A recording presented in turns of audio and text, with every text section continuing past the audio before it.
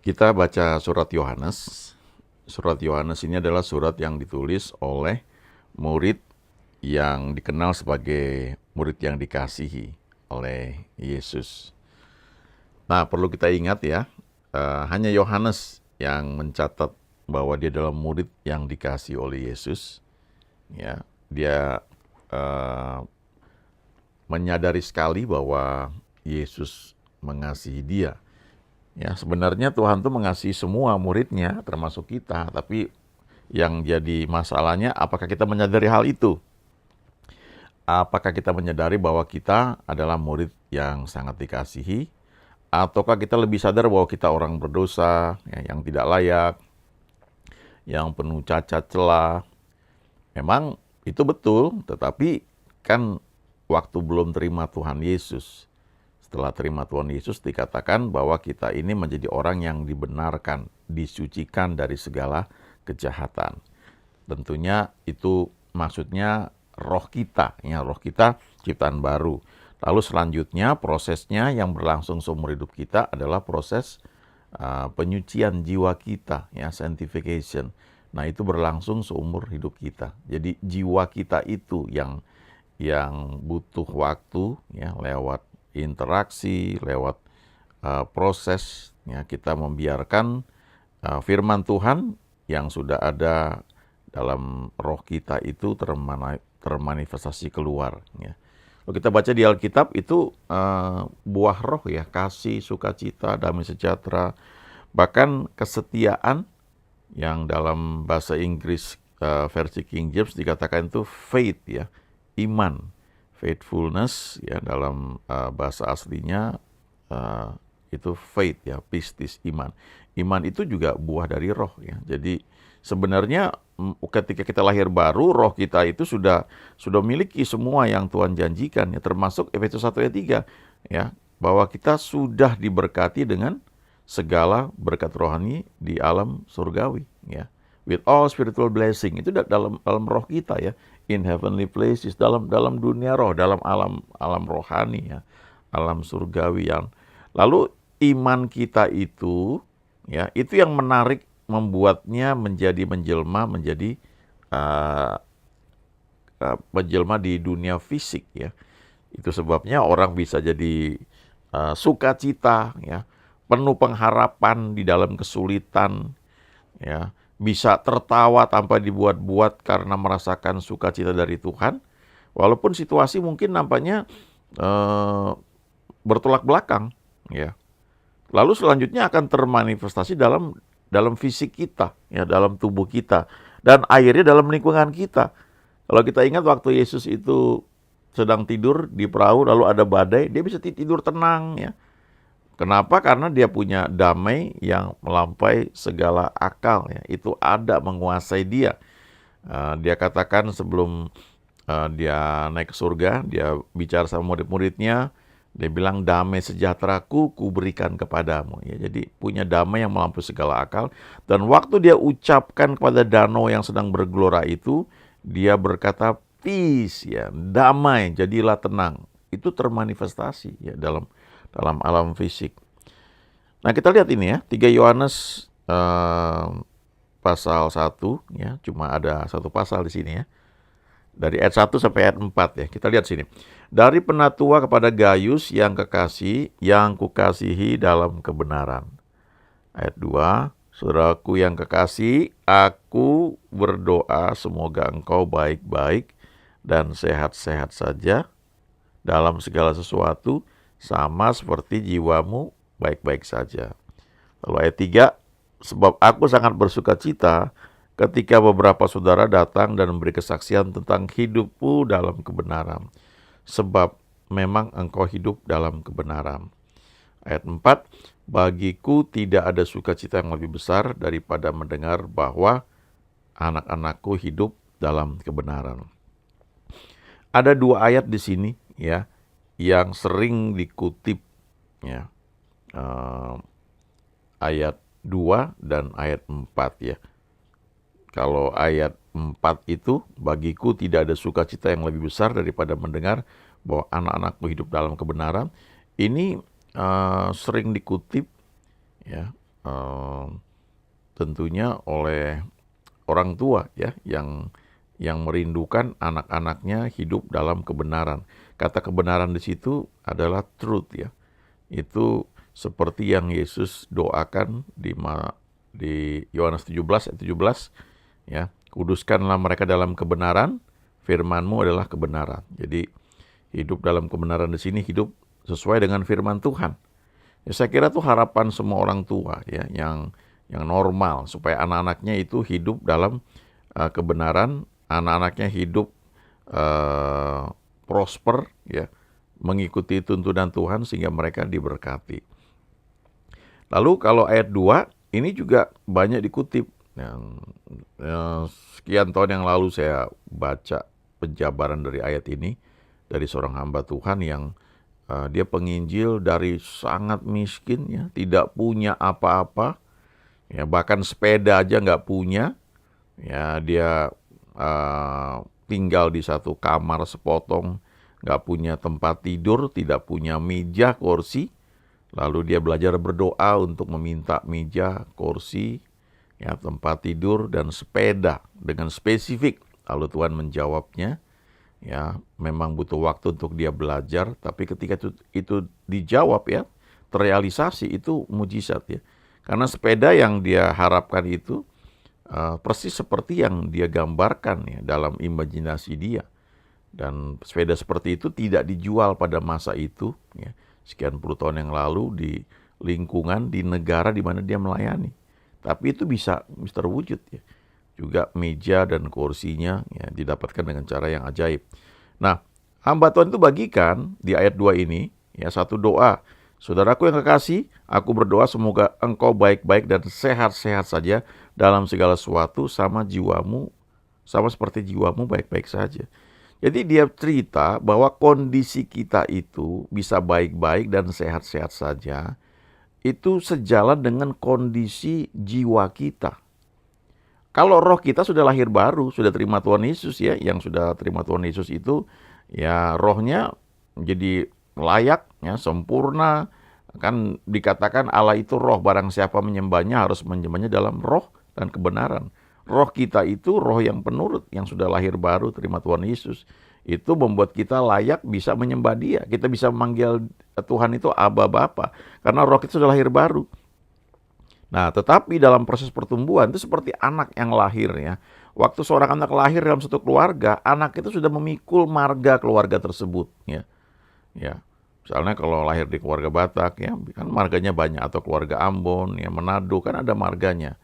Ya, apa namanya, entah misalnya Simbolon ya, atau Manurung ya, atau Huta Barat ya, atau Wenas ya, atau mungkin Manu Putih ya, atau ya banyak. Kalau sudah masuk, sudah lahir, maka anak tersebut dari sejak kecil itu marganya sudah marga keluarga tersebut.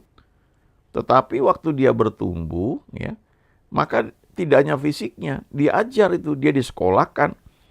Itu di mana? Itu pengetahuan yang masuk ke dalam jiwa, pikirannya diajar ya, supaya dia bisa berinteraksi dan hidup di tengah masyarakat dan bisa berprestasi. Ya, jadi ketika dia dewasa, dia mewarisi semua yang orang tuanya miliki, dia tahu bagaimana menggunakannya. Ya. Nah, jadi kalau dalam terjemahan lain itu, aku berdoa, ya, aku berharap supaya engkau itu makmur, ya, prosper, makmur dalam segala hal, sama seperti jiwamu makmur.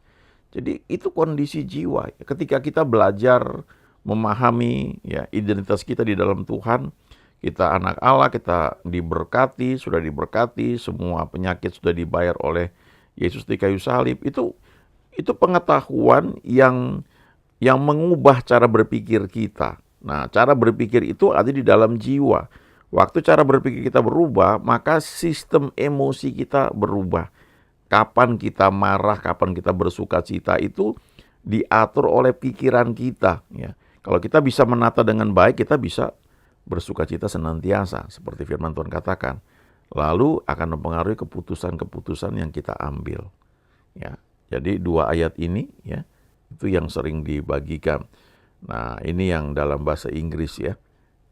Dear friend, I pray that you may enjoy good health and that all may go well with you, even as your soul is getting along well. Ya. Is getting along well, ya, it is well, yaitu dalam terjemahan lain lagi adalah oke-oke saja, baik-baik saja, atau makmur. Ya, makmur itu ya kaya. Terjemahan lainnya seperti itu. Ya, jiwa yang makmur, dan itu menyebabkan kehidupan yang makmur juga. Orang bisa punya banyak uang tapi hidup dalam kemiskinan karena khawatir, takut ya sesuatu terjadi di depan, jadi dia menumpuk hartanya, dia kurang memberi misalnya begitu. Ya bisa kayak begitu. Sebaliknya ada orang yang nggak terlalu kaya secara finansial tapi jiwanya kaya. Ya. Saya kan beberapa orang yang seperti itu ya. Mereka ya lumayan lah diberkati, tapi yang mereka salurkan buat banyak orang itu jauh melebihi dari apa yang mereka miliki ya. Hebat itu ya, memang itu satu pelajaran tersendiri ya. Nah, ini menarik ya. It is well with my soul. Ini ada dulu lagu yang terkenal ya. It is well with my soul. Itu cerita mengenai satu orang yang mengalami musibah ya. Ketika keluarganya naik kapal laut ya, meninggal semua. Sementara dia dari Amerika waktu itu ya, mau ke Eropa ya, kalau misalkan mau ke Inggris ya. Nah, dia berangkat belakangan waktu itu ya. Nah, anak-anaknya yang tiba duluan, yang berangkat duluan, itu kapalnya tenggelam ya. Lalu belakangan dia nyusul ya, dia naik kapal lain. Lalu ketika berhenti di lokasi tenggelamnya kapal itu ya, dia mengingat situasi yang dihadapi, rasanya sangat sulit ya. Kalau nggak salah istrinya sih selamat ya, istrinya ketemu dia. Tapi kemudian dari kejadian itu muncul inspirasi lagu ini. Jadi dia katakan, it is well with my soul. Oke, aku baik-baik saja. Itu suatu keputusan ya. Ketika menghadapi situasi yang sulit, kita berkata, it is well with my soul. Ini juga kisah yang, kalau kita ingat kisah perempuan Sunem ya. Perempuan Sunem itu menjamu Nabi Elisa. Lalu setelah sekian lama, perempuan Sunem ini bilang, ini Nabi nih, ayo kita bangunin aja kamar buat dia ya. Jadi dibangunlah satu kamar di loteng. Jadi kalau Elisa datang ke Sunem, dia nggak usah cari losmen, nggak usah nyari hotel, langsung nginep di perempuan Sunem punya rumah itu ya. Nah, di situ disediakan semuanya. Lalu Elisa bilang sama bujangnya, ini kita perlu berkati nih, kira-kira apa yang bisa kita tolong. Lalu bujangnya bilang, oh dia nggak punya anak ya, suaminya sudah tua. Lalu Elisa bilang, tahun depan kamu akan punya anak laki-laki. Nah, perempuan ini awalnya berkata, aduh janganlah begitu, aku jangan diberi harapan palsu. Ternyata tahun depannya dia punya anak laki-laki. Nah, pada usia tertentu anak ini sakit dan meninggal. Lalu perempuan Sunem ini taruh anaknya itu di atas tempat tidur Elisa. Lalu dia pergi ketemu Nabi Elisa itu. Dan dari jauh ketika Elisa lihat nih perempuan ini datang, dia suruh hambanya untuk datang tanya, gimana keadaanmu, baik-baik saja kah? Nah, perempuan ini menjawab, it is well, all is well. Ya. Dia bilang semuanya baik-baik saja, tidak ada yang tidak baik. Padahal saat itu anaknya sebenarnya sudah meninggal. Waktu ketemu dengan Elisa, terus dia bilang sama Elisa, kan sudah aku bilang, aku jangan diberi harapan palsu. Dan akhirnya terus Elisa datang dan anaknya dibangkitkan. Tapi situasi ketika dia menghadapi hal itu dan dia berkata, all is well ya, atau it is well with my soul. Itu satu keputusan sebenarnya sih ya, untuk mengatakan bahwa semuanya baik-baik saja.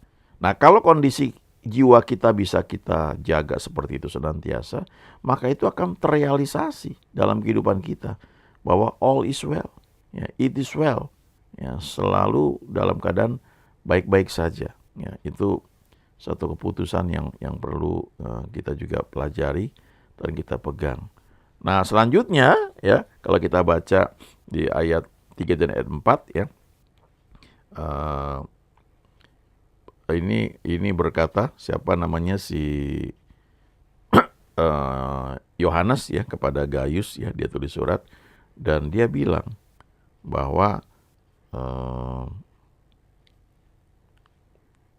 aku sangat bersuka cita ya, it gave me great joy ya, ketika beberapa saudara datang dan memberi kesaksian tentang hidupmu dalam kebenaran ya.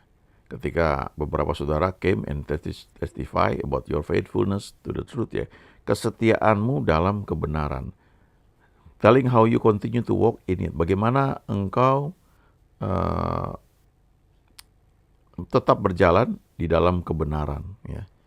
Lalu, I have no greater joy than to hear that my children are walking in the truth. Nggak ada sukacita yang lebih besar daripada aku kalau dibandingkan mendengar bahwa semua anak-anakku berjalan dalam kebenaran. Ya. Pada akhirnya, seorang itu, saya kira semua orang barangkali ya, secara wajar, secara umum, ketika sudah makin diberkati, dia kejar banyak hal, maka selanjutnya adalah dia memikirkan untuk meneruskan apa yang dia punya itu kepada keturunannya. Nah, dia bisa beri harta, mungkin bisa banyak hal, tapi yang paling penting adalah bagaimana anak-anaknya itu bisa meneruskan apa yang dia sudah peroleh itu. Nah, itu hanya bisa ketika anak ini punya skill ya.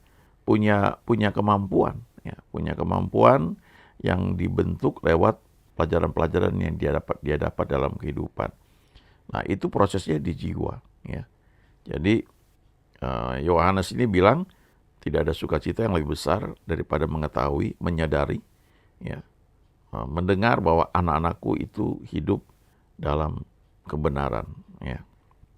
Nah, jadi ini sekali lagi proses ini di dalam jiwa ya. Jadi proses itu berlangsung seumur hidup ya. Ketika kita mengalami situasi yang mungkin sulit ya. Kalau secara umum orang-orang yang kenal Tuhan mungkin katanya negatif ya. Wah, udah gak ada harapan lagi. Aduh, udah. Itu juga seperti yang Ayub alami ya. Ayub itu sebenarnya hidup dalam kemakmuran secara finansial ya. Tetapi ada ketakutan di dalam jiwanya itu. Ya, dia punya pikiran yang selalu menguasai dia, ya, sehingga akhirnya dia mengalami apa yang dia takutkan itu. Di Ayub 3 ayat 25 kan dia berkata, yang kutakutkan itu yang menimpa aku. Jadi itu dialami oleh Ayub, ya. Awalnya itu di dalam pikiran itu di dalam jiwa, itu mempengaruhi emosi kita. Nah, kita bisa mungkin nampaknya punya banyak hal, tapi masalahnya apakah kita hidup dalam keteduhan, dalam damai sejahtera yang memang itu menguasai jiwa kita, ya, bukan hanya roh kita yang sudah lahir baru, tapi menguasai jiwa kita, pemikiran kita, emosi kita, sehingga seperti perempuan Sunem itu ketika ditanya sama Elisa, ya, gimana kabar kamu, katanya ya. Selamatkah suamimu ya, selamatkah anakmu ya, jawab perempuan itu, oh selamat ya, things are going well ya, it is well, all is well, semua baik-baik saja. Itu perkataan iman sebenarnya, all is well, padahal sebenarnya enggak ya. Tapi kemudian apa yang dia ucapkan itu, yang dia akui itu akhirnya terjadi ya dalam kehidupan dia. Anaknya dibangkitkan dan kemudian menjadi salah seorang nabi, ya, kalau nggak salah Nabi Habakuk. Ya, jadi perhatikan baik-baik ya kondisi jiwa kita. Ini terjemahan bahasa Inggris dari New King James ya. Beloved, I pray that you may prosper in all things. Aku berdoa supaya engkau makmur dalam semua hal, dalam segala hal, and be in health, dan sehat-sehat saja, just as your soul prospers. Sama seperti jiwamu juga makmur, jiwamu sehat-sehat saja. Jangan dipenuhi dengan kekhawatiran yang itu akan mengundang banyak masalah. Ya, jangan dipenuhi dengan kebencian, tapi penuh dengan kasih yang melimpah keluar dari roh kita yang sudah lahir baru. Nah, untuk itu ya memang kita perlu membangun hubungan dengan Tuhan, ya, belajar dari firman-Nya dan mengizinkan Roh Kudus menuntun kita senantiasa di dalam jalan-jalannya. Haleluya, amin.